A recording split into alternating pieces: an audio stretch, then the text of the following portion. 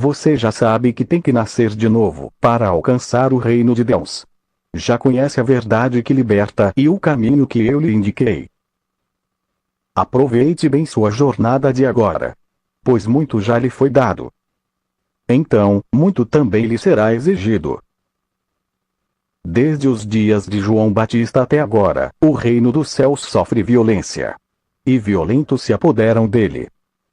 Porque todos os profetas, bem como a lei, profetizaram, até João. E, se quiserdes dar crédito, ele é o Elias que deve vir. Quem tem ouvidos, ouça. Eu vos digo, porém, que Elias já veio, mas não o reconheceram. Ao contrário, fizeram com ele tudo quanto quiseram. Nestas afirmações de Jesus, que estão em Mateus, o princípio da reencarnação é explicitamente tratado. A verdade, muitas vezes, está clara. No entanto, existem pessoas que só veem e ouvem aquilo que querem. Está aí a razão de Jesus dizer: quem tem ouvidos, ouça. Também, quando o mestre afirma que Elias já veio, os discípulos logo entenderam que ele se referia a João Batista. É natural a aceitação dos discípulos quanto à volta de Elias reencarnado. Constatamos que não há simbolismos, não é uma parábola. Jesus afirma, de forma categórica, João é o Elias que deve vir e que ele já veio. Nada poderia ser mais expresso. Na verdade, a crença na reencarnação fazia parte dos dogmas dos judeus, com o nome de ressurreição. Os judeus acreditavam que, após a morte, era possível retomar a vida corpórea. Porém não tinham ideia de como isso ocorria. Assim, eles chamavam de ressurreição que a doutrina espírita chama, apropriadamente, de reencarnação. Sabemos que é impossível, após a morte, voltar à vida no mesmo corpo físico. O organismo material se desagrega e se dispersa na natureza. A doutrina espírita nos provou que o espírito reencarna em um novo corpo. O espírito imortal volta ao corpo físico em várias existências para aperfeiçoar-se. Deus é soberanamente justo e bom. A reencarnação é parte essencial da justiça divina. Vejamos, agora, uma passagem do Evangelho de João. Havia, entre os fariseus, um homem chamado Nicodemos, um notável entre os judeus. À noite ele veio encontrar Jesus e lhe disse: Rabi, sabemos que vens da parte de Deus como mestre. Pois ninguém pode fazer os sinais que fazes, se Deus não estiver com ele. Jesus lhe respondeu: em verdade, te digo, quem não nascer de novo não pode ver o reino de Deus. Disse-lhe Nicodemos: como pode um homem nascer, sendo já velho? Poderá entrar uma segunda vez no seio de sua mãe e nascer?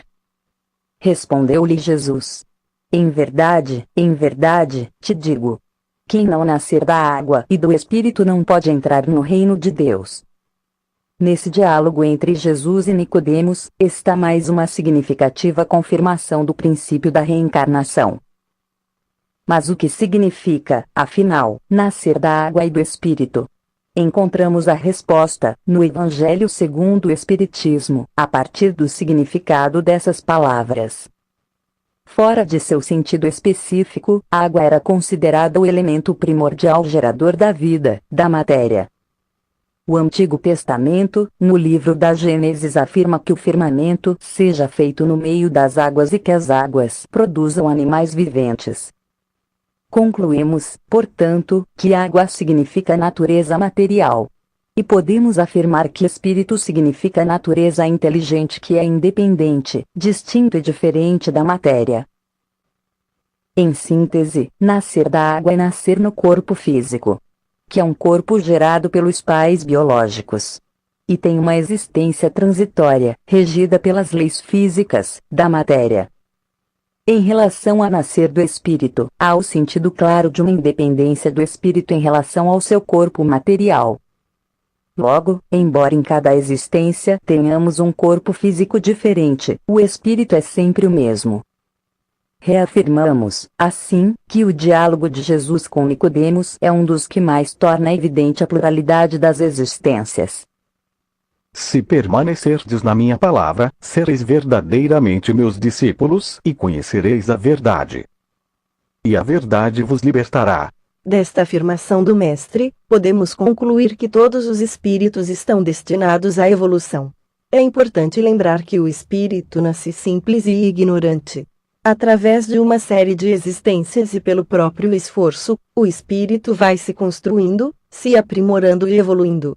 Cumprindo a lei divina da evolução, o espírito avança em conhecimento e moralidade até atingir a perfeição relativa. Em cada um de seus ensinamentos, Jesus procura nos despertar para a verdade. Essa verdade, quando a ouvimos e acolhemos com humildade, nos propicia a libertação. Concluindo esta parte de nossa aula, uma questão para você responder: como a verdade trazida por Jesus influi em nossa vida? Vejamos outro ensinamento valioso de Jesus que ocorre após a passagem que narra a multiplicação dos pães.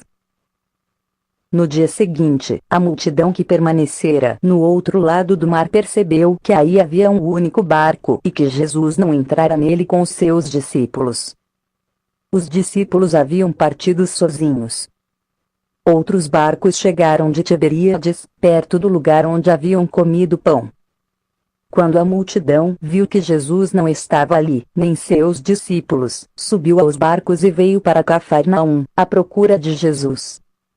Encontrando-o do outro lado do mar, disseram-lhe: Rabi, quando chegaste aqui?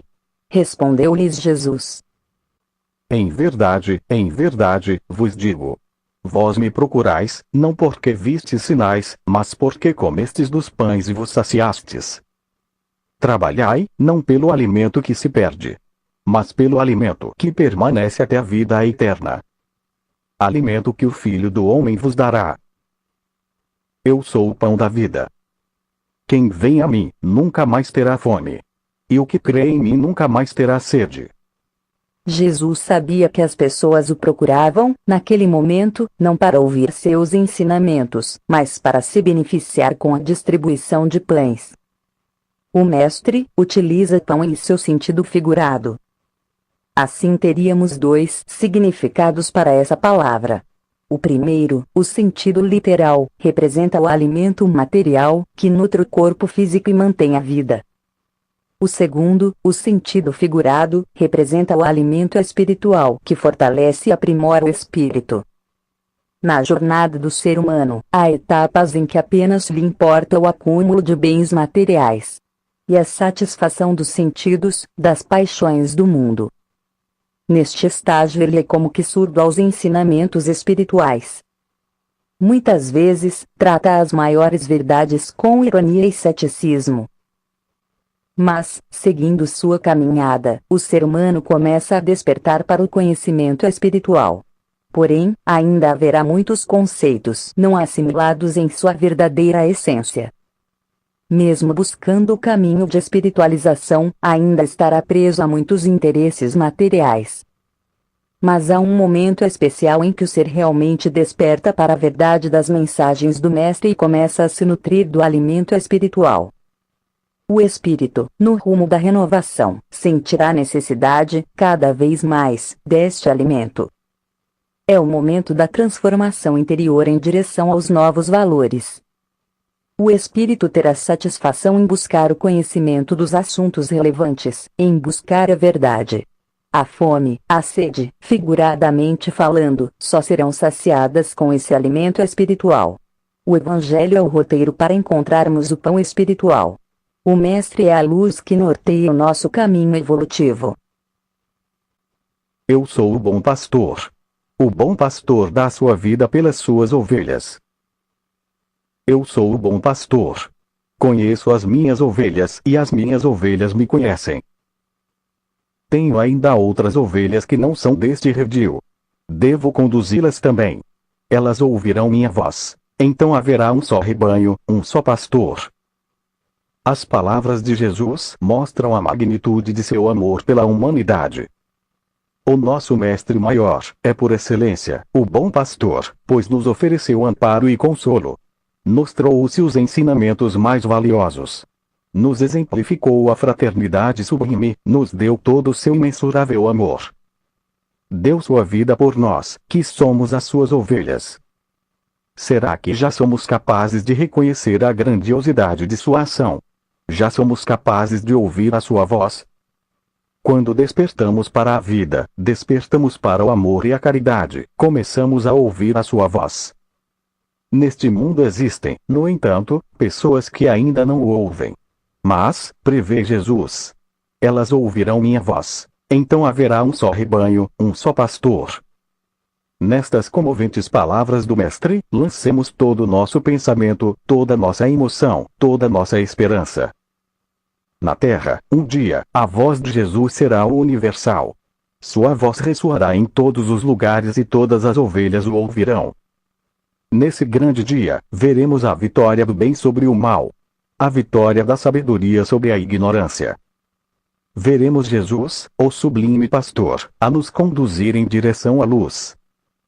Eu, a luz, vim ao mundo para que aquele que crê em mim, não permaneça nas trevas.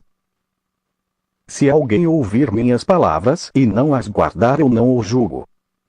Pois não vim para julgar o mundo, mas para salvar o mundo. A benevolência e a compaixão estão presentes nestas afirmações de Jesus. O Mestre, em sua infinita compreensão de nossas limitações, não veio para nos julgar, mas para nos salvar. Em A Caminho da Luz, Emmanuel sintetiza a missão de Jesus. Ele veio entregar o código da fraternidade e do amor a todos os corações. Portanto, o amor é o único sentimento verdadeiramente capaz de libertar o ser da ignorância e das trevas. Jesus, a luz, veio em missão de nos salvar no sentido de nos despertar para a verdadeira vida, a vida do Espírito. Se desejamos a vitória do bem em nosso planeta, precisamos ser efetivos participantes. Precisamos ser verdadeiros discípulos de Jesus e aproveitar toda a oportunidade que nos é oferecida para praticar o bem. Concluindo nossa aula, questão para refletir e responder. Temos ouvido a voz de Jesus e usado todo o nosso potencial para implantar o bem na Terra.